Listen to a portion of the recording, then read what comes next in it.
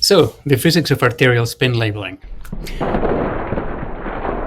The general idea behind arterial spin labeling is the same as other perfusion techniques. If we inject a tracer upstream from an organ, we can watch how the blood carries that tracer into the organ and how it clears away.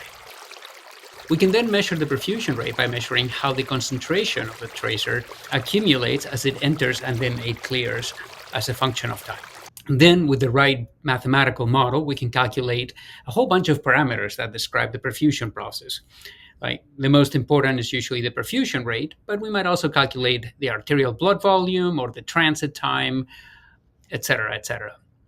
But there's a key difference between arterial spin labeling and other tracer injection techniques. Instead of an injection, ASL, arterial spin labeling, uses very clever RF pulses and gradients that will generate a tracer using the blood water. So instead of injecting a tracer, we generate a tracer. This tracer is simply a change in the spin state of the arterial blood water.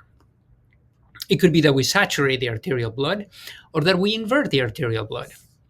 But in any case, the labeled blood's water itself acts as the tracer. So how do we measure the concentration of this tracer in the organ? Very simple. As the labeled blood flows into the organ, it will affect the image intensity. Measuring the concentration of the tracer, in this case, means that we just measure the signal intensity change relative to a reference image, so usually a subtraction.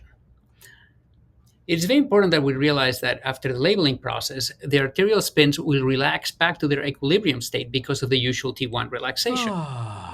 This means that we don't have a lot of time to collect the signal because we will lose the tracer. But it also means that we don't have to wait a very long time to repeat the measurement because the tracer will quickly clear away.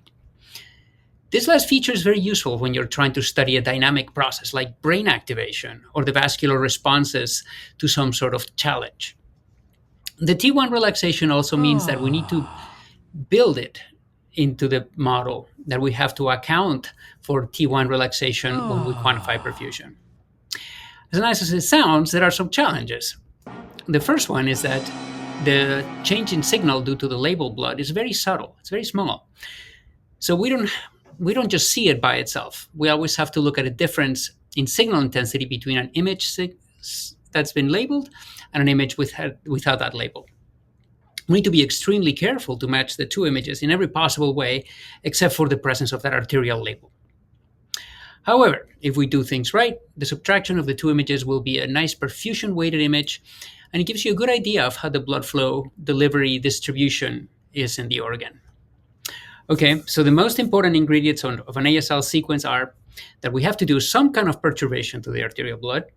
We have to wait a little bit of time for that labeled blood to get into the tissue, and then we have to collect an image. Then we have to collect a second image for reference, and then we have to subtract those images. And that is the general framework for most ASL sequences. They all have the same elements: a labeling period, a delay, and then a readout. And as you can see in this picture, there are a lot of options and a rich history of development tricks and features and things that you can do. There are some other features and details that vary. For example, you'll note that people generally include additional pulses to suppress the background tissue signal, which is not related to blood flow. It just contributes to the noise, so we like to get rid of it.